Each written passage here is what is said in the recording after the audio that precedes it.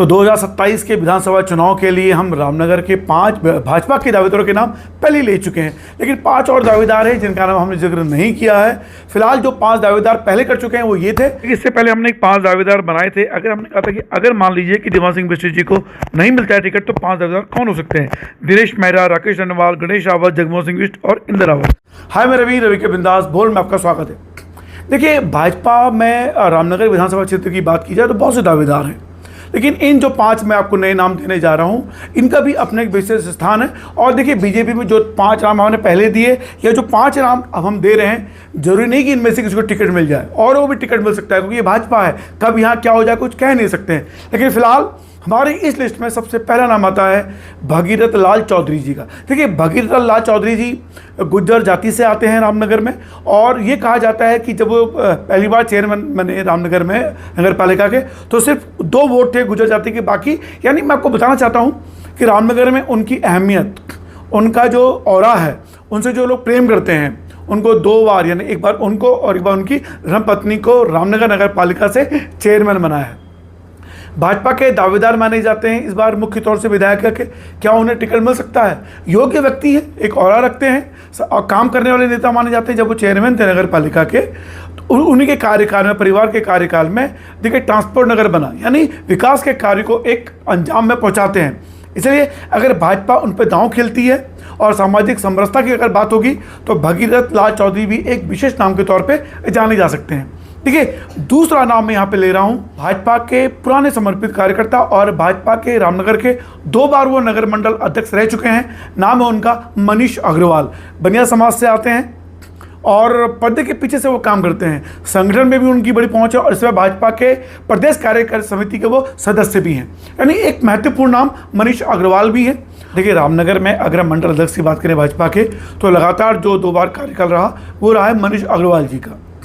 संगठन के मजबूत कार्यकर्ता हैं, मीडिया में उतने नहीं चाहते हैं, लेकिन मुझे लगता है कि वो भी एक मजबूत दावेदार हो सकते हैं अगर सामाजिक समरसता की बात आएगी। और अगर गैर पहाड़ी समाज से किसी को नज़र में रखा जाता है तो उसमें भगीरथ लाल चौधरी जी के बाद मनीष अग्रवाल जी भी एक महत्वपूर्ण नाम हैं। ऐसा लोग चर्चा करते हैं, हालांकि चर्चा उतनी उनकी हो नहीं पाती है, इसलिए इस नाम को भी नज़रअंदाज नहीं कर सकते हैं। और देखिए, तीसरा नाम मैं लेना चाहूँगा मदन जोशी का। मदन जोशी जिन्होंने नगर पालिका चेयरमैन का टिकट मिला, कर दी, लेकिन हार गए लगभग 1100 वोटों से।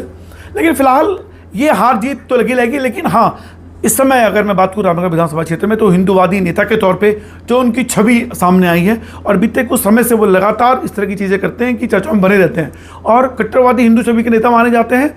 और ये कहा जाता है कि अगर मदन जोशी चेयरमैन बन गए होते तो बहुत सी चीज़ों में सुधार भी होता। लेकिन दुर्भाग्यवश बीजेपी की अंदरूनी राजनीति और पीठ में छुरा घोंपने राजनीति के तहत वो शिकार बने और अपने भी उनके जो बयान थे, जो एक समुदाय के प्रति उन्होंने बहुत ज़्यादा कड़े बयान दिए, जो उनके लिए बड़े नुकसान साबित हुए। और मुसलमानों का एकत्रित होना उनके खिलाफ और अपने हाजी करने को जिताना उनके लिए एक होना, क्योंकि एक बड़ा बयान बड़ा वायरल हुआ और वो मदन जोशी के लिए खिलाफ गया। लेकिन फिलहाल रामनगर में मदन जोशी की जो लोकप्रियता है, कब्रिस्तान का एक मामला आया जिसमें वो कब्र में लेट गया कि नहीं, मैं यहाँ नहीं बनने दूंगा। अगर मैं कहूँ राष्ट्रीय स्तर पर वो वीडियो बड़ा वायरल हुआ था। तो एक अगर मैं कहूँ जैसे भाजपा हिंदूवादी नेताओं के लिए आगे जानी जाती है तो मदन जोशी एक बहुत बड़ा नाम है, उत्तराखंड के लिए भी कह सकते हैं और रामनगर विधानसभा क्षेत्र के लिए तो निश्चित रूप से हैं। तो लोग अक्सर उनकी चर्चाएं करते हैं। तो मदन जोशी जो मुखर रहते हैं, अभी पिछले दिनों एक कथित रूप से लग जाती घटना घटी जिसमें मुख्य रूप से वो आए और होटल को जिस तरह से उन्होंने किया है वो सीज करवाने की बात हो है या उस पर बुलडोजर चलवाने की बात को खुलेआम बात करते हैं। तो खुलेआम अगर ये भी कहा जाता है कि रामनगर में अगर किसी हिंदू व्यक्ति के साथ कोई गैर हिंदू समाज का व्यक्ति, मुस्लिम समाज अगर परेशान कर रहा है तो एक नाम है मदन जोशी, उसके पास जाइए, आपको न्याय जरूर मिलेगा, आपकी आवाज़ उठाई जाएगी। तो मदन जोशी का ये ऑरा लोगों के दिलों को छू रहा है और इसीलिए बीजेपी उनको नज़रअंदाज करे ना करे, लेकिन पब्लिक उनको नज़रअंदाज नहीं कर रही है। इसलिए मदन जोशी भी एक मुख्य दावेदार है रामनगर विधानसभा क्षेत्र के लिए। देखिए, चौथा और 5वां आखिरी नाम है संजय डोरवी। जी हाँ, अब ये चेहरा देख के मेरे चैनल में चौंक गए होंगे। संजय डोरवी से थोड़ा हमारी बनती नहीं है, लेकिन अगर मैं ये कहूँ कि संजय डोरवी जो इस पूरे दावेदारों में कद्दावर नेता के तौर पे वो हैं या नहीं ये तो पब्लिक जाने, लेकिन हाँ, टिकट के दावेदारी में वो निश्चित रूप से आगे हैं। ठेकेदार हैं, करोड़पति हैं, लेकिन उनके फेवर में जो चीज़ आने वाली है वो मुख्यमंत्री धामी के बहुत करीबी हैं।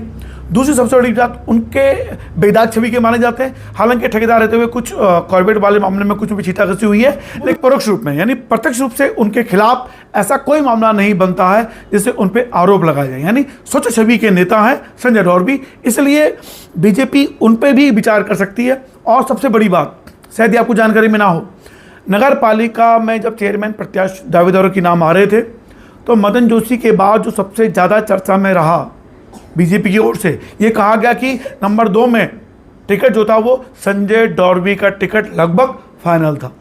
यानी संजय डोरबी की जो अपनी राजनीतिक करीबी है मुखर्जी धामी से, और अपनी जो बेदाग छवि है, और भगत सिंह कोश्यारी के बहुत करीब हैं, और इसमें किसान आयोग के सदस्य भी हैं। हालांकि लोग ये कह रहे हैं कि उनको किसान आयोग का सदस्य बना के उनकी दावेदारी को वैसे पीछे कर दिया है, पर मुझे नहीं लगता। और देखिए, मैं जो व्यक्तिगत रूप से संजय डोरबी की बात करता हूँ, नगर पालिका चुनाव में मदन जोशी का उन्होंने विरोध किया, परोक्ष रूप से भी और प्रत्यक्ष रूप से भी। लेकिन अगर देखा जाए तो बीजेपी के बाकी नेताओं ने, हालांकि वो मदन जोशी के साथ घूमते रहे, ऐसी चर्चाएं चली, लेकिन पीठ पीछे उन्होंने मदन जोशी के पीठ में छुरा घोंपा। लेकिन संजय डोरबी की ये ईमानदारी थी कि वो विरोध में थे तो थे, और उन्होंने कई चैनलों में, सोशल मीडिया में भी ये खुलेआम इंटरव्यू दिया कि भैया मुझे व्यक्ति पसंद नहीं, और इस तरह की चीज़ें होंगी तो ये खतरनाक होगा। अब वो सही थे या गलत अलग बात है, लेकिन संजय डोरबी मुखर रूप से सामने आए और उन्होंने कहा भैया मैं नहीं चाहता हूं कि वो जीते। अब इस मामले में चर्चाएं हो सकती हैं, लेकिन वो उनकी ईमानदारी थी। यानी मदन जोशी को पता था कि भैया संजय डोरबी मेरे खिलाफ है, लेकिन जो बाकी नेता साथ में घूम रहे थे कि नहीं भैया मदन जोशी को वोट दो, लेकिन पीठ पीछे वो मदन जोशी के खिलाफ थे। तो इस मामले में संजय डोरबी वास्तव में सम्मान के काबिल है कि उन्होंने जो किया सामने किया। यानी कहते हैं ना, चापलूस दोस्त से बेहतर है समझदार दुश्मन, पीठ में छुरा घोंपने वाले दोस्त से ज़्यादा से बेहतर है सामने वार करने वाला दुश्मन। तो इसलिए संजय डोरबी के बारे में जो भी चर्चाएं हुई वो उसमें उस शामिल थे, लेकिन खुलेआम दिखा और वो उनकी ईमानदारी थी। इसलिए मैं संजय डोरबी को इस वाले मामले में प्लस मानता हूं, और चुनाव की दावेदारी में उनका नाम भी प्रथम 10 की लिस्ट में आना कोई चौंकाने वाली बात नहीं है। इसलिए अगर संजय डोरबी को टिकट मिलता है भाजपा से रामनगर में, तो मुझे नहीं लगता है कि ये बहुत गंभीर, ये बहुत अचरज वाली बात होगी। रामनगर के चेयरमैन भी उनका टिकट लगभग पक्का था। फिलहाल ये बात नरेंद्र शर्मा जी बेहतर बता सकते हैं, लेकिन हाँ इसमें कोई दौरान देखिए, हॉस्पिटल वाले मामले में बड़ा विरोध रहा मेरा और संजय डोरबी का, लेकिन उनको आप रामनगर विधानसभा में उनको रामनगर विधानसभा में आप नजरअंदाज नहीं कर सकते। नजरअंदाज नहीं कर सकते उनकी, क्योंकि विधायक छवि भी है उनकी, साथ में संपन्न है, और बीजेपी ऐसे नेताओं पर आजकल ज़्यादा असर डाल रही है। और तीसरी सबसे बड़ी बात यह है कि जो हैं वो सामने हैं, और मुख्यमंत्री के करीब तो वह हैं ही, भगत सिंह कोश्यारी के करीब तो वह हैं ही, ये भी उनके लिए प्लस पॉइंट है। यानी संजय डोरबी भी टिकट की दावेदारी में प्रथम है। तो ये जो मैंने नाम लिए हैं, तो ये नाम आगे भी बढ़ते रहेंगे। और देखिए, कई बार महिलाएं दावेदार वो कहती हैं आप महिलाओं को दूर रखते हैं। देखिए, महिलाओं को दूर नहीं, मैं नहीं रखता हूँ, महिलाओं के लिए आरक्षण भी है नहीं, लेकिन महिलाओं को अभी इस तरह का ऑरा नहीं बन पाया रामनगर में कि उनको टिकट मिल सके यहाँ पे, अभी मुझे नहीं लगता। उनकी चर्चाएं भी हो पाती हैं। अगर बीजेपी में किसी महिला को टिकट मिले, उसके लिए अलग से हम एक रिपोर्ट बनाएंगे आपके लिए। फिलहाल आप देख रहे हैं रवि के बिंदास बोल। कैसी लगी रिपोर्ट, जो उठाएगा। जय उत्तराखंड, जय भारत।